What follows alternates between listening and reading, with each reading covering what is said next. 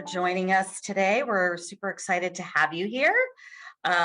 Welcome to Alzheimer's in the Workplace, Impact of Employee Resource Groups.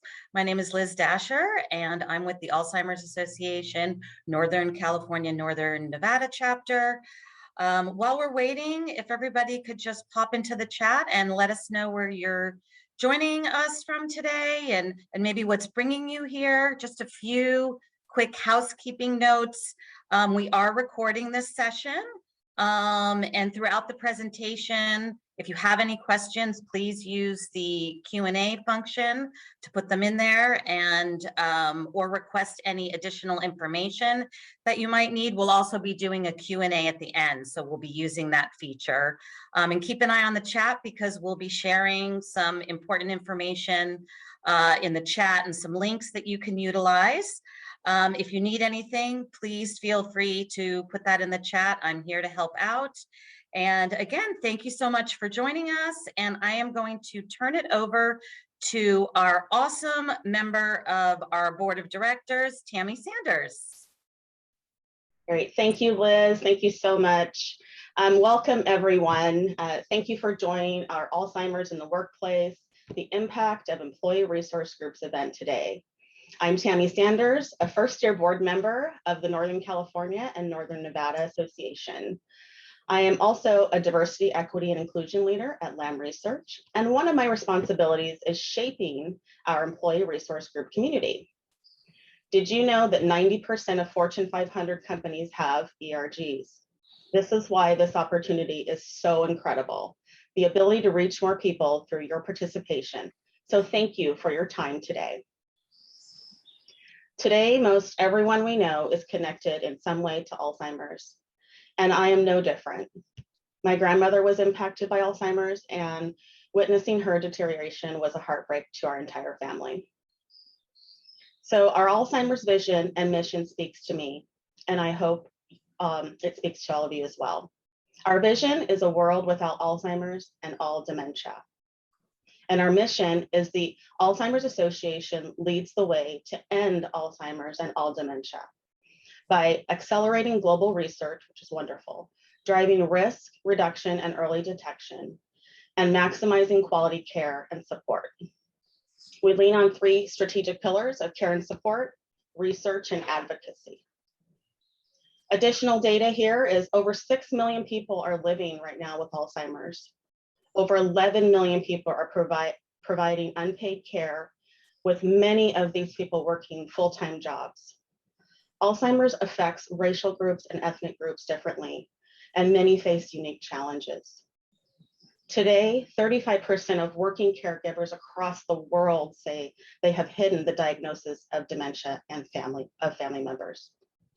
Over 50% of working caregivers globally say their health has suffered as a result of their caring responsibility, all the while expressing positive sentiment about their role, which speaks really to the rising mental health in the workplace. Today, I'm honored to participate with ERGs and how they really stand for. Our ERGs really stand for access and impact, access to information, data, and resources to support employees and make a real difference. Now I'd like to introduce Geetha Kavathar in our Alzheimer's mission moment. Thank you. Thank you, Geetha. Thank you, Tammy.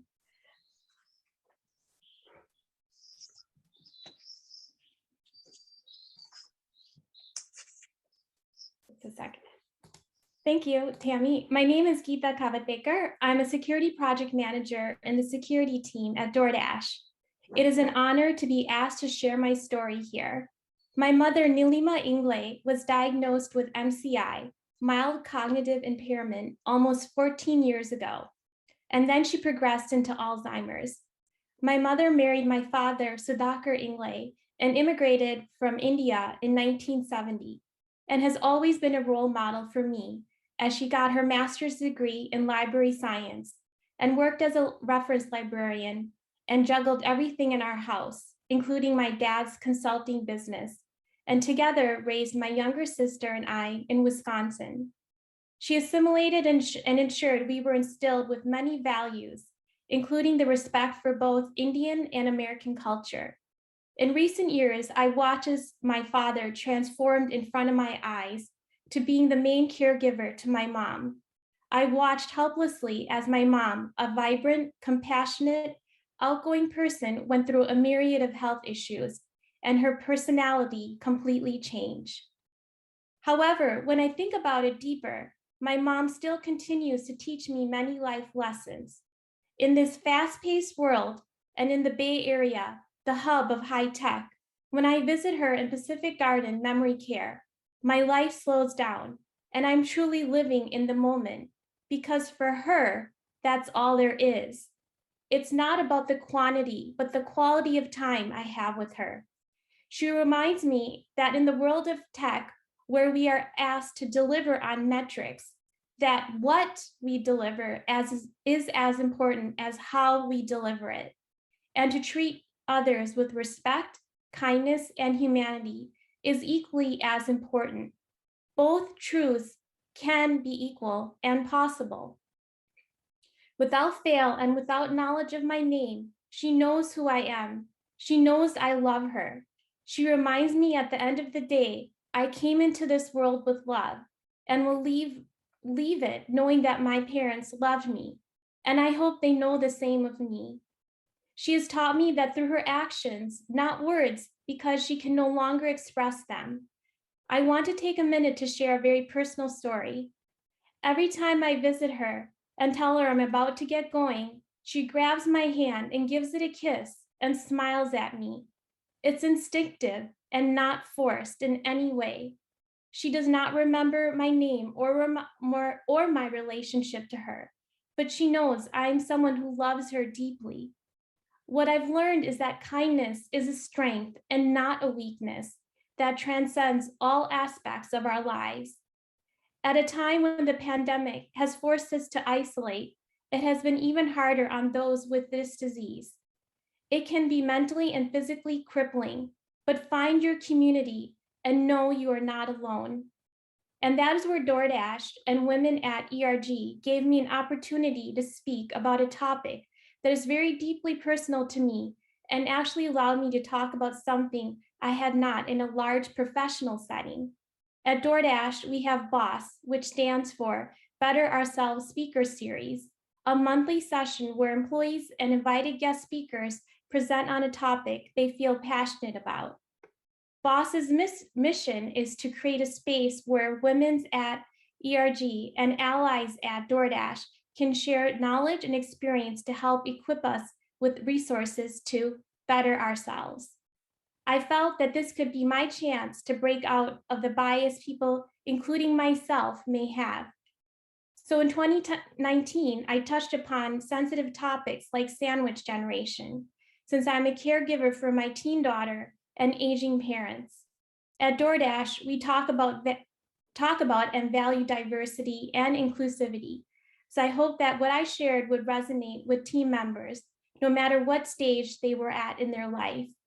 This past June, I used the Alzheimer's and Brain Awareness Month as another way to give it a voice through BOSS and the Women's at ERG, when I partnered with the Northern California and Northern Nevada chapter of the Alzheimer's Association, who came to DoorDash and shed light on understanding Alzheimer's and dementia and the impacts and risks, as well as highlights on early detection and diagnosis. Afterwards, I had both people in the presentation later reach out to me about their experiences with a loved one living with Alzheimer's. It has been really cathartic for me to be able to share my whole self at work and for it to be accepted, acknowledged, and supported.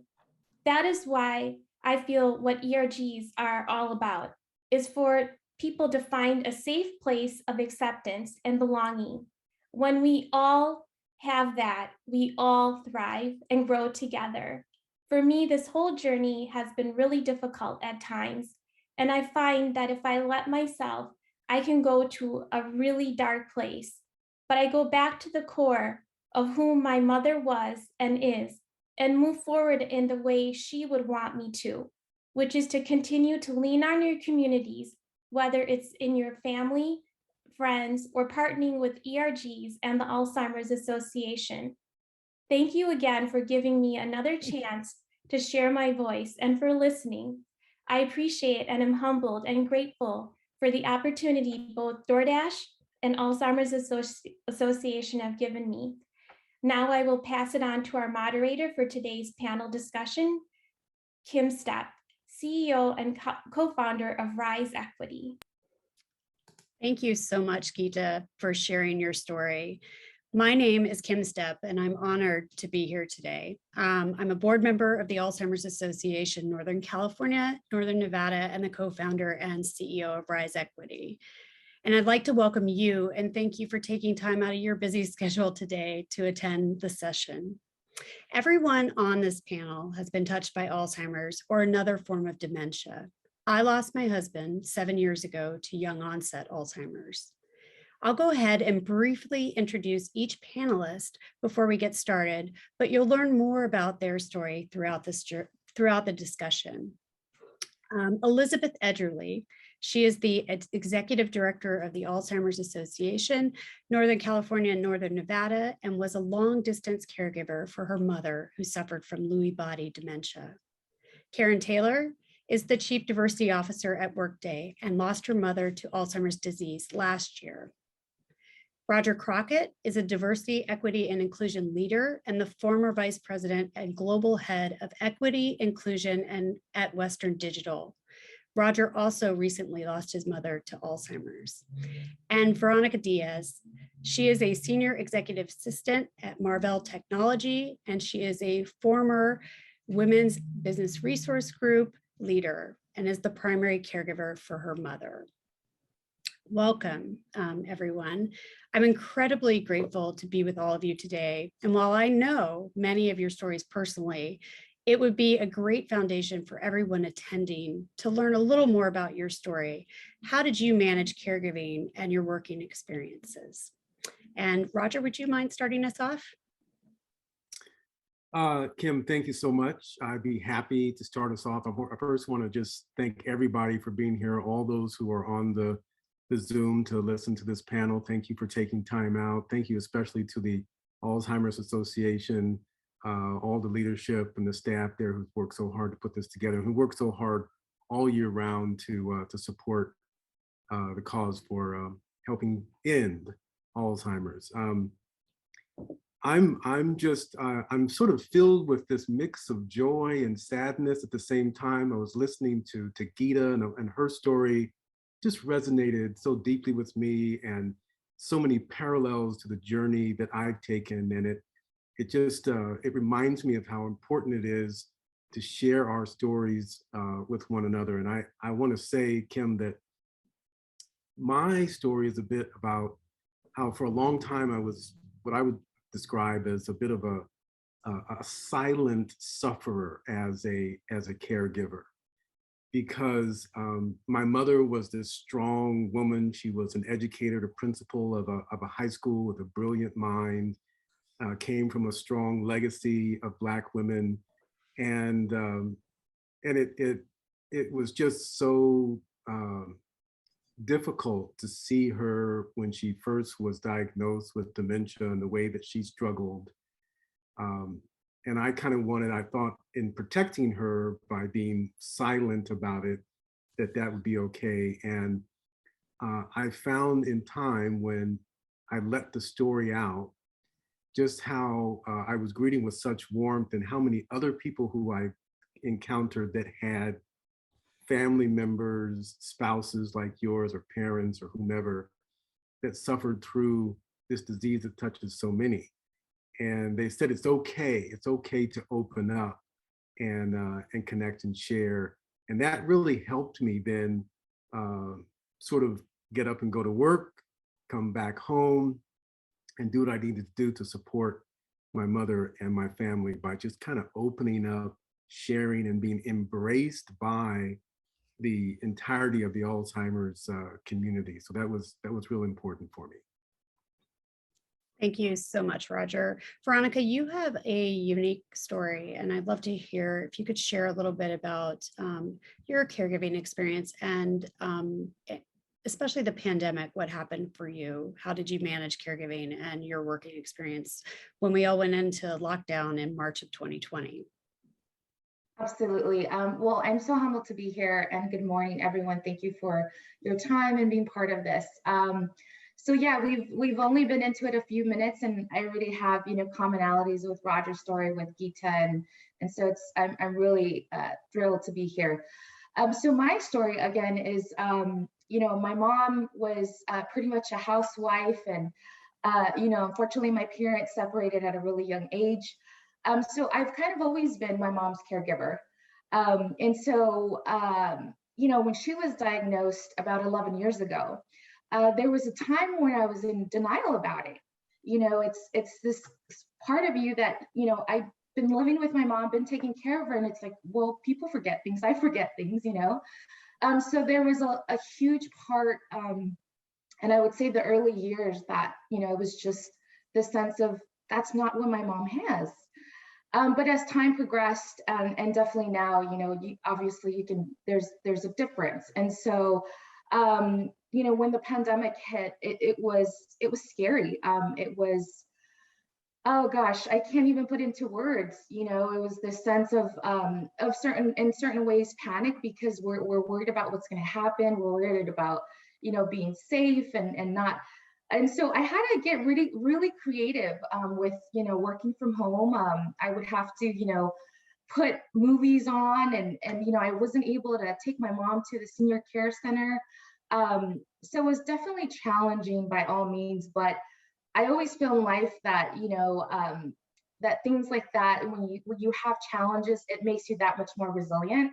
And so I just did the best that I could. Sometimes I would go to the store and like literally run in and grab what I needed and come back and, make sure my mom was okay. And so there was definitely a sense of fear. But again, to Roger's point, I was pretty involved with support systems and reaching out to family and friends, to support groups. And so I was able to just share and release these thoughts and these stories. So that was extremely helpful. Great. Thank you for sharing, Veronica. I know we have many conversations during that time. Elizabeth, you have a unique experience as being you've worked for the Alzheimer's Association for a very long time and were the long distance caregiver for your mother. Can you share a little bit about how you managed working and caregiving, what your experience was? Thanks, Kim. And thank you everybody for being here and for sharing your stories too. Just like Roger, I'm finding myself getting a little choked up and reliving things like all of you as you share your stories. And I have been with the Alzheimer's Association for a long time, 26 years, and I'm a clinical psychologist. And I actually thought I knew something about dementia until my mother was diagnosed. And I was her long distance caregiver. And what I mean by that is it's so much more than what you read in a book or a brochure or online. It's really, really difficult. And my mother was diagnosed with Lewy body dementia, which presents its own unique challenges right around the time I was chosen to be our CEO executive director. So it was all this change at the exact time where my mother, who lived alone in Maine, was really struggling. So I remember a day, Kim was ready for a board meeting to start, and I got a frantic call from my mother in tears, hearing voices, thinking that my son had died in a plane crash. And I literally had to walk down the hall to start a board meeting. And I thought, what do I do with this? How do I handle this situation? And that was just one of many examples. When do I make a change for my mom? What's the right change? How do I handle this and do a good job in this new big role that I'd worked 20 years to get into? So I'm betting that some of you can relate to that it's really hard. You want to do a good job in every way, and you want to honor your loved ones. And so far, it's been a lot of moms here affected. I found that I too needed help from the Alzheimer's Association. So even though I knew so much about it, I still needed to have that conversation and say, am I missing anything here? am I doing the right thing by my mom? And so I know we'll talk more about that later, but I want to, hopefully we'll get to talk about what is it that you, your colleagues, you as a company can do to support people as they go through this journey that I think is, for me, the hardest thing I've ever done, even with my background. So anyway, thank you again for being here. And Kim, I'll turn it back to you. Yeah, Elizabeth, thank you for sharing. I agree. The 10 years I was a caregiver were the most difficult years of my life. And then I'll just say it was the most, I could say a lot about it, but it was the most difficult time of my life. And Karen, you and I had a number of discussions as you were going through diagnosis and placement with your mom. Can you share a little bit about your experience leading an organization, and then and how you were a caregiver and working full time? Yeah, thank you so much. And thank you to all of you, because for me, this has been one of the greatest learning experiences, because when my mother was actually diagnosed with dementia, I had no idea. I had no clue. I didn't know what dementia was. I didn't know the number of types of dementia and Alzheimer's, and I just didn't understand. And when my mother's doctor first told us that she had dementia, we were floored. We were like, okay, what do we do? What do we do with this? And I will tell you, Kim, that you were a lifeline for me, because I didn't know where to go. We had had some conversations about your husband, but I didn't know where to go. I didn't have the resources. I didn't have the information. And when my mother was diagnosed, it was during COVID, and she was in a nursing home.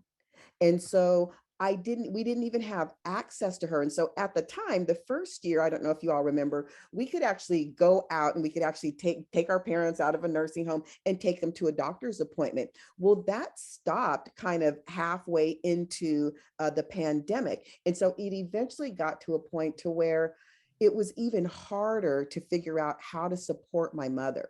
And so for me, it was really difficult, as one, I didn't have the resources. Two, I wasn't quite sure what to do with this notion of dementia, and my mother was actually in a nursing home where I had very little access to her. And so having to maneuver the resources and her doctors and her care through this different process was really difficult. I think for me, one of the most interesting things was how I had to show up as a leader at the same time that my mother was not just going through her dementia, but when we realized that she wouldn't survive much longer, and having to lean into that process and really think about the resources around me. How were my peers and my company supporting me? And I know we're going to talk about this a little bit, but that was really important as I was going through my experience. And so I know everyone's stories are different, and I didn't have an opportunity to spend as much time with my mother and her dementia as most of you did. But I'll tell you, the one thing around educating myself that became more important is because I discovered that any of us can get it at any time, and it is probably likely that I'll have to deal with it again, or that my kids may have to deal with it with me. Right. And so, yeah, so it's definitely a journey, but really appreciate the opportunity to be here and share my story with everyone today. Thank you so much, Karen. Throughout your stories, there are some common threads. And one of them is the education piece, not knowing what to do. For me, when Tom was diagnosed, I had no idea. I didn't know anyone with Alzheimer's, and I didn't even know where to start. And I found the Alzheimer's Association, and pretty quickly it started attending a support group. And this was where I could share my anger, my frustration, where I could cry, where I could laugh at things no one else would find funny. But it actually extended past that. It was the resources and the relationships that extended beyond the group that were invaluable. And I was on the verge of returning to work after caring for our two young daughters.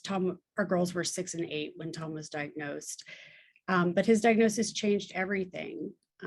For you, your loved ones were diagnosed while you were working, and not knowing anything about dementia. How did you create that support network? And what did it look like if you had one?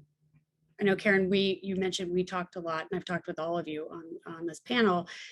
but what did it look like? How did you start to build that Yeah. in your community and also in work? Yeah, I'll tell you the first thing for me, Kim, was being able to admit that my mother had dementia and I was actually struggling and going through this at the time that I was a chief diversity officer dealing with the death of George Floyd, AAPI hate, Black Lives Matter, destruction in California, natural disasters all over the world. So at the time that I was dealing with this as a chief diversity officer, I was also going through this as well. And so it had gotten to a point in time, just in the journey through the last few years, that I couldn't hide that I was actually going through this, because at the beginning, I didn't say anything to anybody because I felt if I just continued to work really hard and do the things that I was doing to maintain status quo at work, within my family, with my mom, as I was dealing with this with my siblings,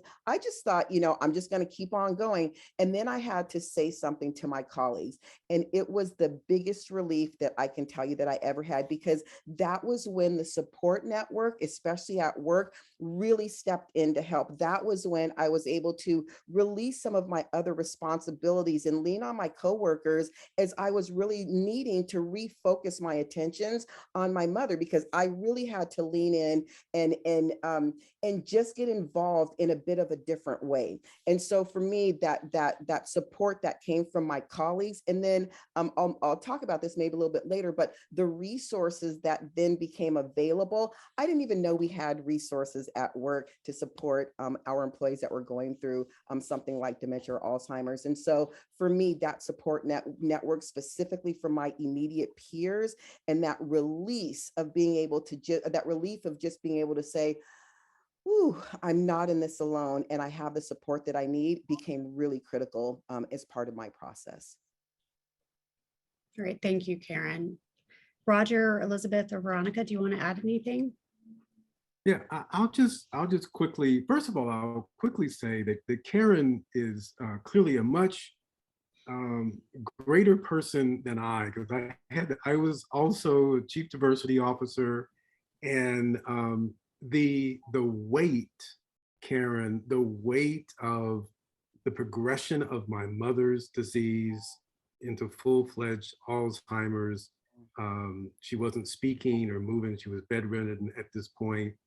On the back of the George Floyd killing and so much social disruption in our country, was too great for me to bear.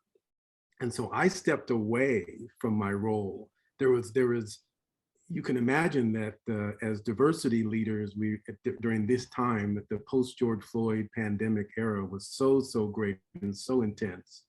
And I just really had a hard time walking those paths, being a diversity leader at the level that I knew I needed to be, but also being there for my mother, who I knew was in the last stages of her life.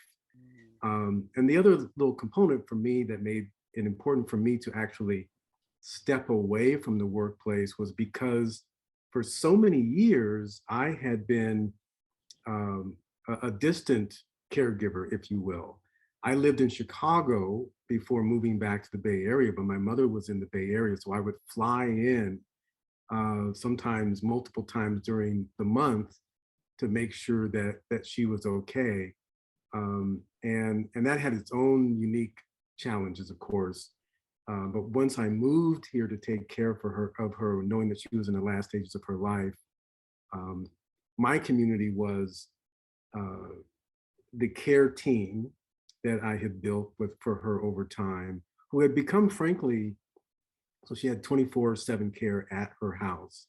And these were as much family members. They all loved her nearly as much as I did. But that was my care team. That came in very important for me to be there with them, fully present. So that's how I dealt with it. Thanks so much for sharing, Roger. Veronica, do you want to add anything?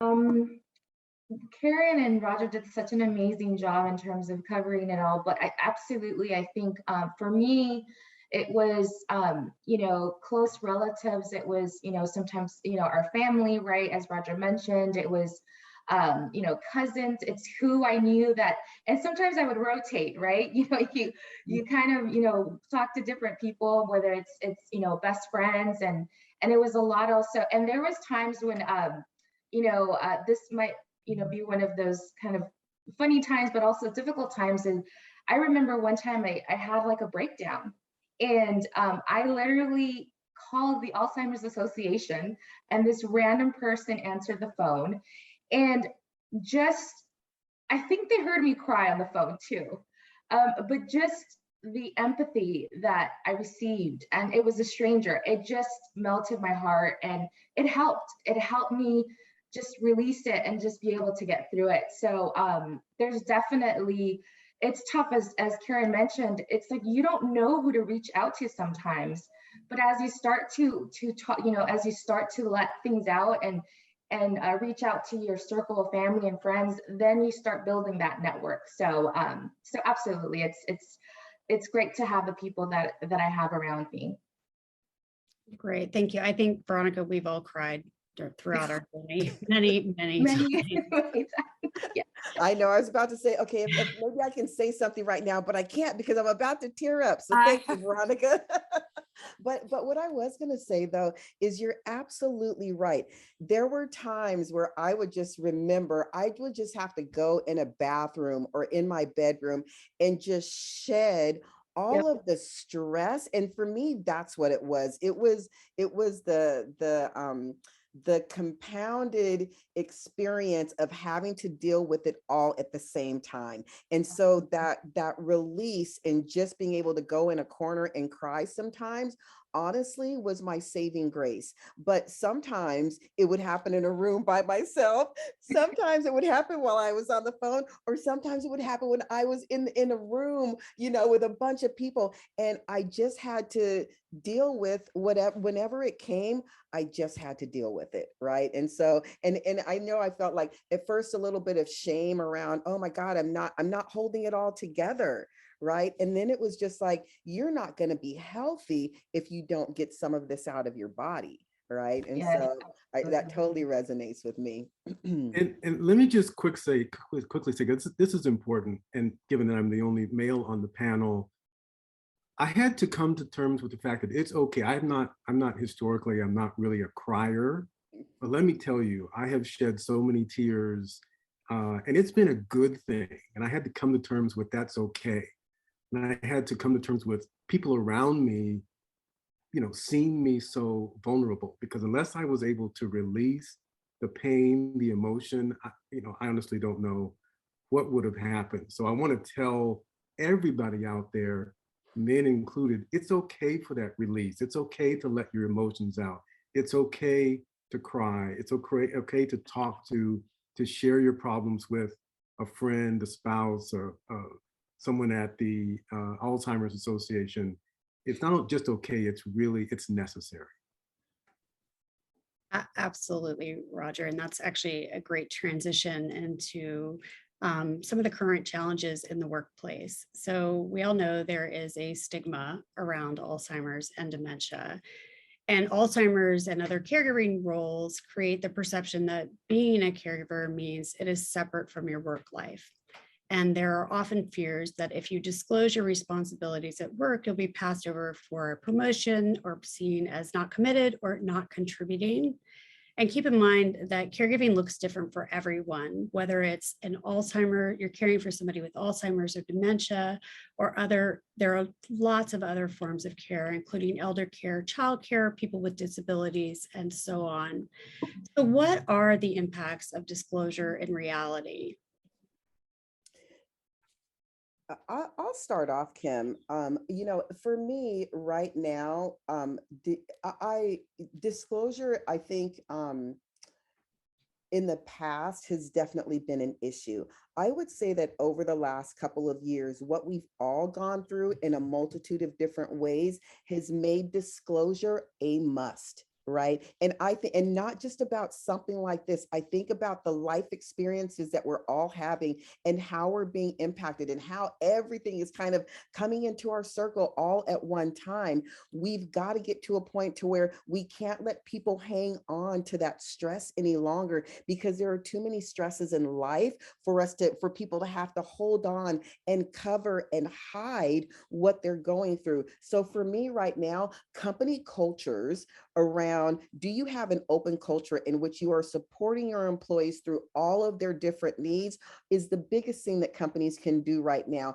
Allowing your employees to disclose what their challenges are, what their fears are, how do they actually need support from your organizations or from those around you. That has to be, we have to create psychological safety and remove the barriers of thinking that we can't share because we all need support in these areas. And so I think disclosure, even though in the past there's been a lot of stigma around it, I think we've got to strip that away. And if you're not working for cultures where you have that autonomy to be able to say, I'm not okay today, and here's why, and here's what support I need, rethink the type of culture that you're in, or bring up issues to your leadership team so that you can actually change the culture, because disclosure and not saying, it's just not an option anymore. It's not an option. And that brings up an interesting point, Veronica. We've chatted about this before, being open with your leadership, but how does an employee actually talk about what's happening for them around caregiving with their leaders, and how the disclosure aspect, and how do we make that less, as you mentioned, Karen, more open, and how would an employee go about talking to their leader? Yeah, I was actually very blessed in the sense that I had always built these, strong connections with my leaders and whatnot, and had great leaders. And I'm the type of person that I, pretty much wear my heart on my sleeve anyway. So it was something that I didn't really think about the repercussions, to be honest. It was just a part of my life. Like, I needed to some days leave early, I needed to take my mom to an appointment. And in essence, that made me want to work a little bit harder, right? Because it's always this again, this shame of like, oh, I'm leaving early, or I have to go to an appointment. And well, I would do what I needed to do to be, to be more efficient and to put in the time that so there's always this thought of like this shame and disclosing. But to be honest with you, I was just very fortunate that I didn't think too much about it, because that was what I was going through. And I couldn't be anything other than myself. And so I was just very fortunate in the sense that my leaders were understanding, and the ERGs that I worked with and that I led, they were my safe zone. And so, I think, again, just being vulnerable and being open is so important to be able to start this awareness, and to allow people to just know that, we're not supposed to be these perfect, held together human beings, that, things happen. And so, and that's probably the one thing that, I remember listening to a similar panel like this years ago, and I didn't even know this statistic, and I don't remember exactly what the number was, but just hearing that so many employees don't disclose that they're caregivers because they're afraid of it impacting their job or their promotions. And that really shocked me. And so that's why I think even more so, I'm just kind of, an advocate for, we have to bring this awareness to employers and to our community and companies, so that it could be something that is allowed. And I'll get off my soapbox now. Thanks. Thank you, Veronica. And we touched on company culture, and clearly you've had the experience of being open with your team, your team at Western Digital were great. But there's another piece of culture, like how does an employee's culture intersect with being a caregiver? And this may come as a surprise to some people in the audience, but we know there are massive disparities for those impacted by Alzheimer's and other dementias. 2/3 of those living with Alzheimer's and dementia are women. Latinos are 1.5 times more likely to get the disease, and Blacks are twice as likely. When supporting your employees, you must look at the culture and backgrounds of them. Culturally, Hispanic, Latinx, and Asian American Pacific Islanders prefer to keep people at home and tend to be caregivers themselves. Others might not have the financial means to bring in care or have them cared for at a facility. Elizabeth, I'd love to get your input on the health disparities. And Roger, as a leader, I'd love to hear your thoughts on the cultural intersection. Sure. Thanks, Kim. Yeah, it's really shocking when you look at the numbers. Although when we start with the issue of it being a women's issue, it's actually not coincidence that Roger, you're the only man. It's because it is such disproportionately impacting women. Both were more likely to develop Alzheimer's or another type of dementia, and we're much more likely to be the caregivers. So it's clearly a women's issue. Fewer people understand the impact of race and ethnicity and these stark disparities that we see, both in terms of the numbers affected, but who gets diagnosed, who doesn't get diagnosed, who gets access to care. All of that plays into this. And when we add COVID on top of that, we saw it get that much worse. And Karen, I just want to say, I can't even imagine going through what you did, and Roger too, in the context of the pandemic. And so I think about how communities of color were disproportionately impacted by COVID. They're also disproportionately impacted by dementia. And so people were dying in much greater numbers during the pandemic. So we've known this, the data has been showing us that there's major issues here. And the pandemic shone a bright light on it to say this is really an issue. And so for employees, it's going to be reflected. And I love, Kim, what you said about also the difference in the ways we want to care for our loved ones. And the approaches we take is different. And so as an employer, it's not going to be a one size fits all. Not everyone is going to say, oh, I'm going to place my mom in this, and these people are going to take care of her, which some employers might think, well, why don't you just go do that? Right. And that's not going to work. And hearing all of our stories, we are all so different in the way that we handled this. So having a recognition that every family is different and that there are cultural differences here is going to be really important for supervisors, managers, and employers to understand there is no easy answer here. And access is a major issue. Being able to afford care is a huge issue. And any of us who've been through that, that was something that kept me up awake at night, is how am I going to even afford care for my mother? It is hugely expensive. And so we've got all these challenges that we're facing. And so I'm not giving you answers. I'm just highlighting all the challenges that we really need to look at this individually and try to be as understanding and supportive and partner with staff around finding ways to get through this. Be curious what Roger thinks too. I think you're on mute, Roger. Sorry about that. Great points, great perspective, Elizabeth. I'd only just underscore a piece of what you touched on, and that is, I just think it's so critical. Kim pointed it out, because there are so many different ways that different people in different cultures experience and are impacted by Alzheimer's. We in the workplace, and especially those of us who are leaders, have to step outside of ourselves, have to look into our blind spots where we don't normally look, to see and really understand what people who are different from us are experiencing or might be going through. So you mentioned that there's a greater impact on African Americans, and that African Americans deal with their families and the care with their families very differently. And that's true. I mean, in my own household, it's not only that I was trying to care for an ailing mother, but trying to support siblings and cousins and so forth. And that's just what we do as a culture. And I know that as a leader at Western Digital, which is a hugely global company like many of yours, there are people in other parts of the world. We have a large Asian population.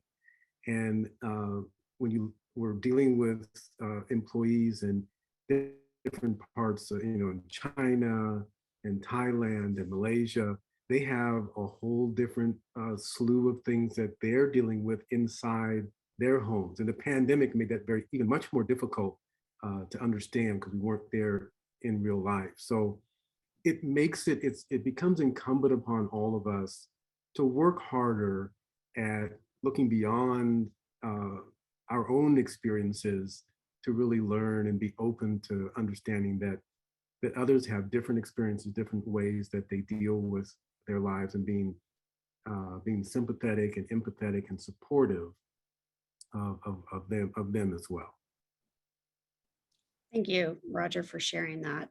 In the interest of time, I want to make sure we get through some of the questions we still have left to answer and getting to solutions. Given that we know there's a struggle and we've talked through some of these challenges, let's explore some solutions. And I'll start by asking the following question. I'd like to hear from all of you on the next two.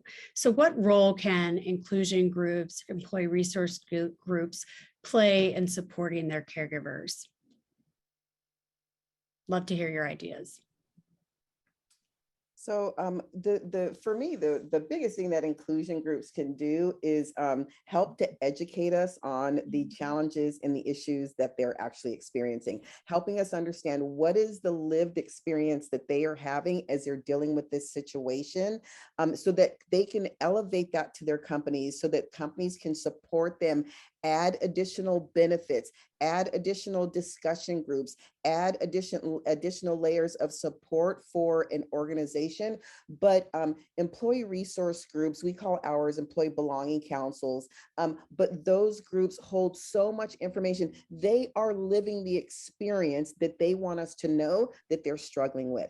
And so I think that the biggest thing that those groups can do is continue to frankly put pressure on their companies to really understand the multitude of issues that they're actually dealing with. We have a fantastic EBC at our company, and it is our caregivers group, which is where this work sits.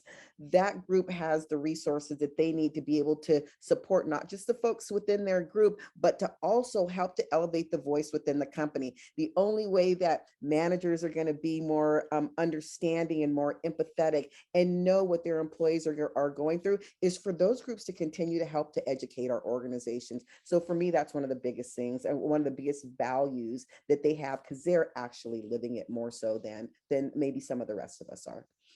And Elizabeth, what are some of the resources that the Alzheimer's Association can provide to those ERGs?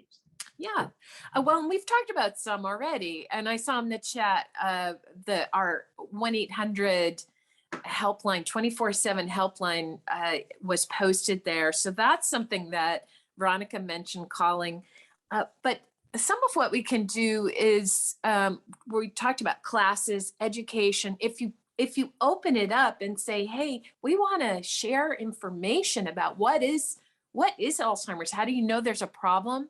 We even have classes on how do you have that conversation with someone, which is really hard to open up a conversation. So we have a whole host of classes and education, and also the potential to help groups like Karen, you were talking about, having a caregiver group, being able to help a company to offer a group.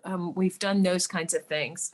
So I think opening up this topic so that employees know that the company recognizes this is an issue for folks is a major, major piece of it. And the other piece I wanted to introduce too is there's the care and support, getting help with what you're going through. But there's also joining in on a movement to defeat Alzheimer's. So that's something that I don't know about all of you, but I know Kim.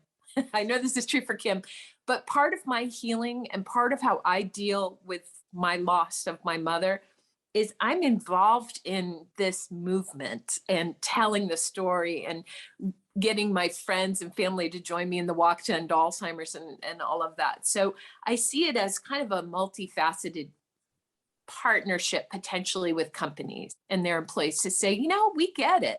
This matters. None of us wants to get Alzheimer's. What can we do? And so looking at it both forward looking, how can we change the future? And then what can we do to help now? Great. Thank you so much, Elizabeth. I know that I give back to the Alzheimer's Association because of my experience, and it's what I can do to make a difference in this cause. The follow-up question to that is, and Karen, you touched on some of this, but how can leaders support their caregivers? And are they? And is it flexible work schedules, empathy? What are some of the things that a leader can do to support their caregivers? You know, if we haven't learned anything over the last couple of years, Kim, it's been that we need to lead with empathy, care, and compassion. And that is exactly what I believe leaders can provide for their employees and for their organizations right now. People are tapped out. In a lot of cases, people don't have psychologically safe environments to be able to share what they're going through.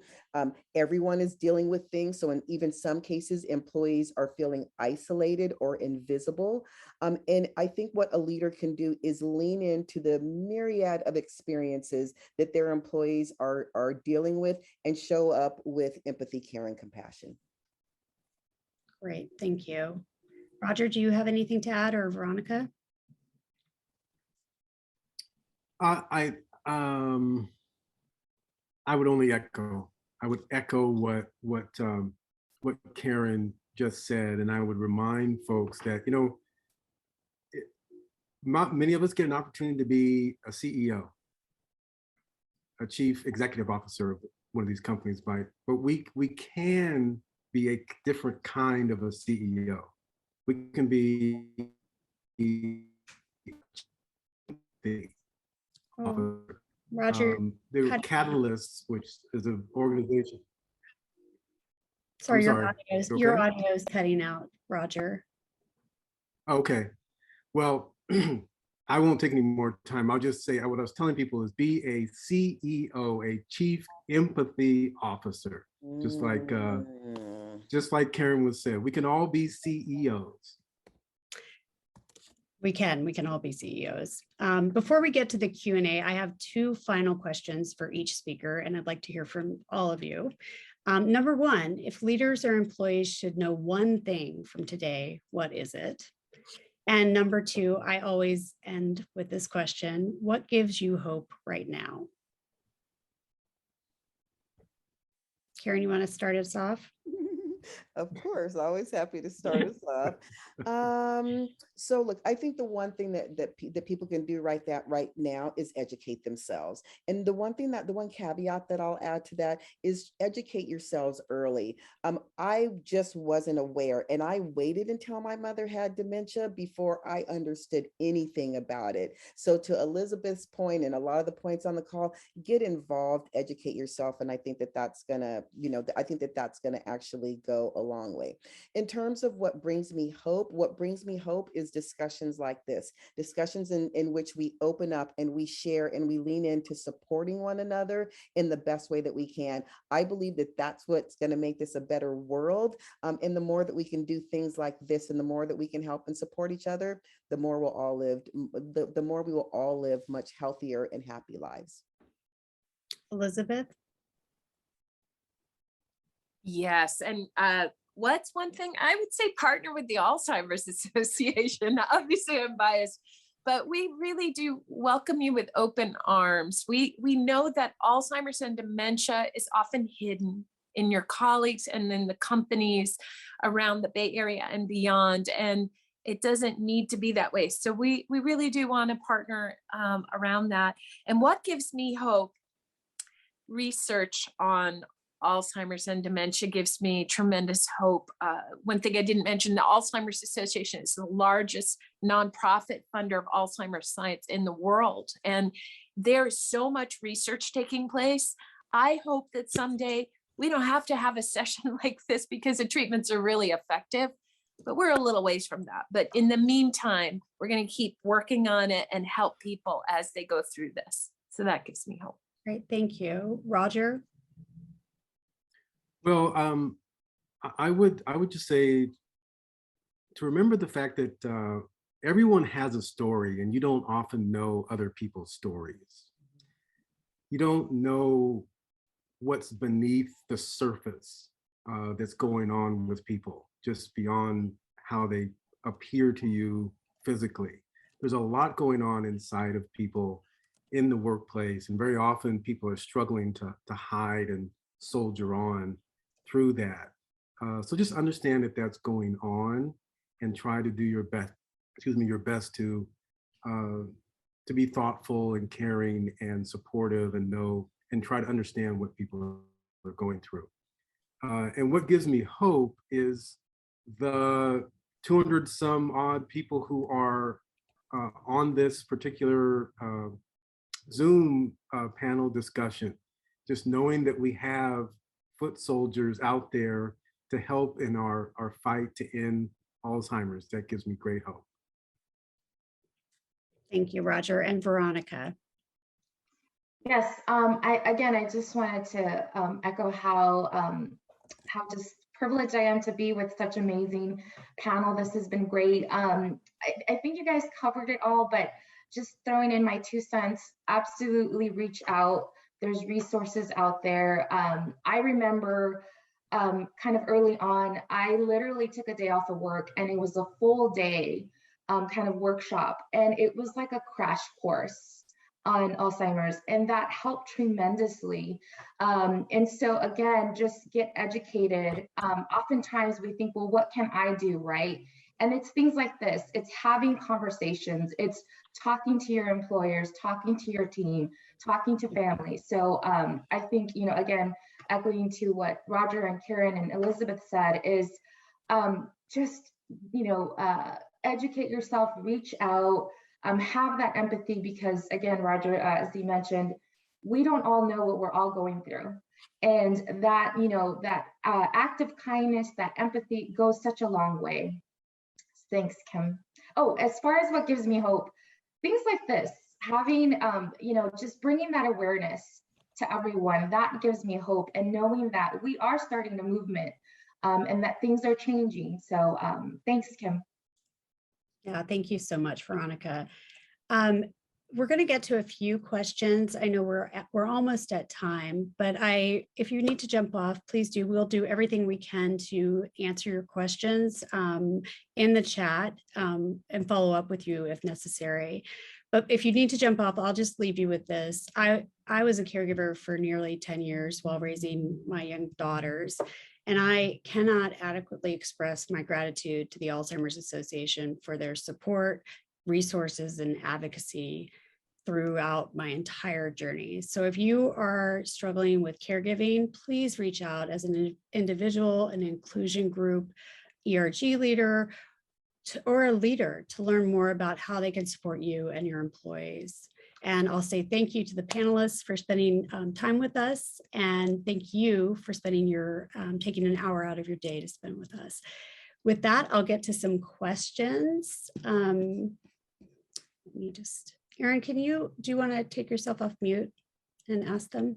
Yeah, absolutely. The first question is, I'd like to hear some advice on switching roles or jobs while being a caregiver, currently caring for someone with Alzheimer's in the same household. I believe Roger switched careers or roles while being a care provider. I'd like some advice. Thank you.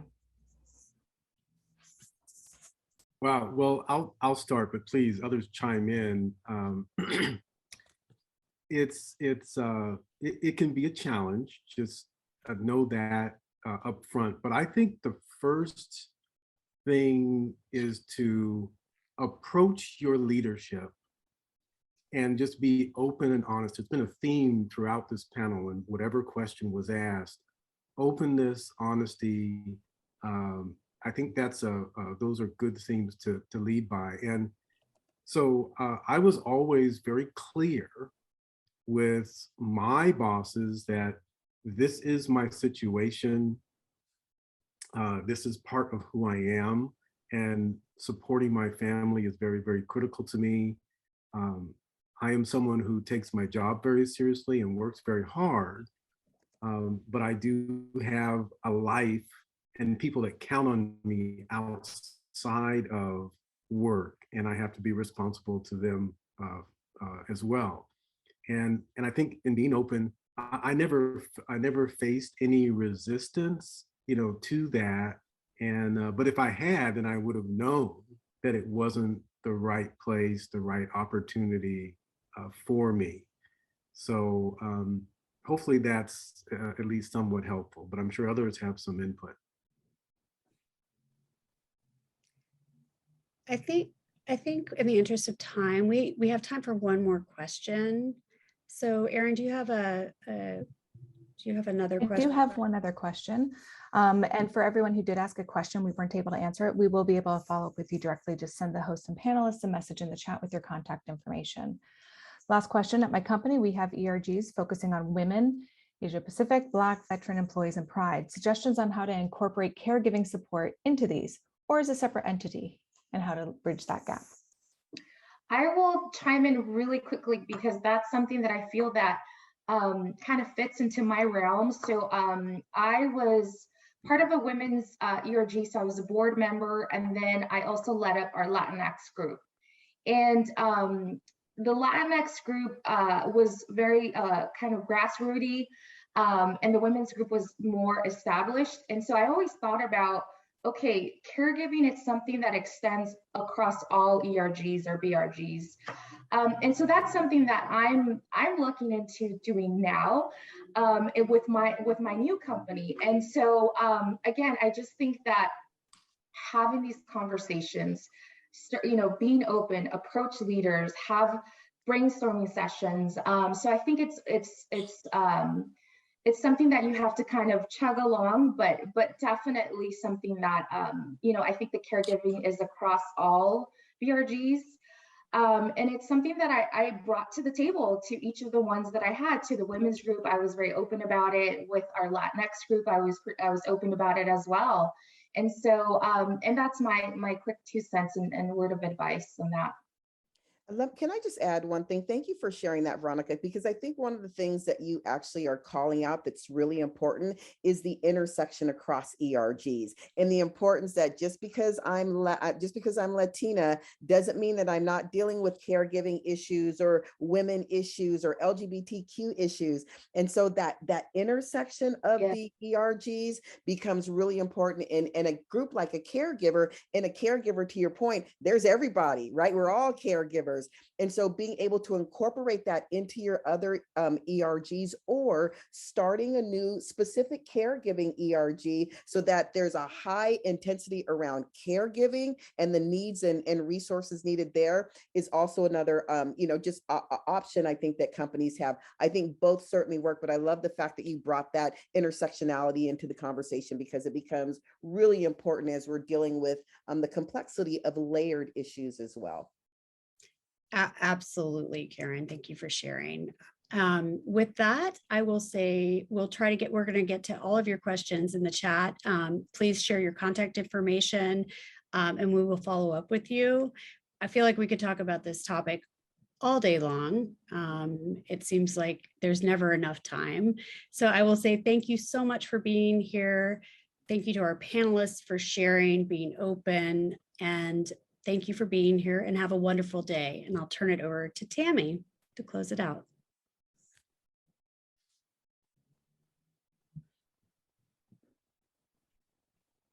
Well, that was amazing. Thank you, everyone. Again, I know we're a little bit over, but here are some opportunities to partner with the Alzheimer's Association and raise awareness. We've heard about the fact to bring your voice to the table, like raise awareness and engage your employees by participating in Alzheimer's walks, Walk to End Alzheimer's, join the fight against ALS, and volunteer. There's opportunities everywhere. We heard Veronica saying we can just call anytime you'd like to connect with the Alzheimer's Association. Invite the Alzheimer's Association to come and provide an education session for you. I think that's really wonderful. They always do lunch and learns and provide resources for employees, which is great. And then double your donations. Everyone's got a donation tool. This time, hopefully the panelists will also like put in their hour for donation so that their company can match it. A lot of companies are doing that. So look at your donations for Alzheimer's Association as well. Thank you all for your participation. Thank you to the panelists. It's been a wonderful conversation. And as someone said, we see that the high participation really connects to the fact that this is a very, very important topic, and we're proud to bring it to you. Until next time, thank you all and have a wonderful day.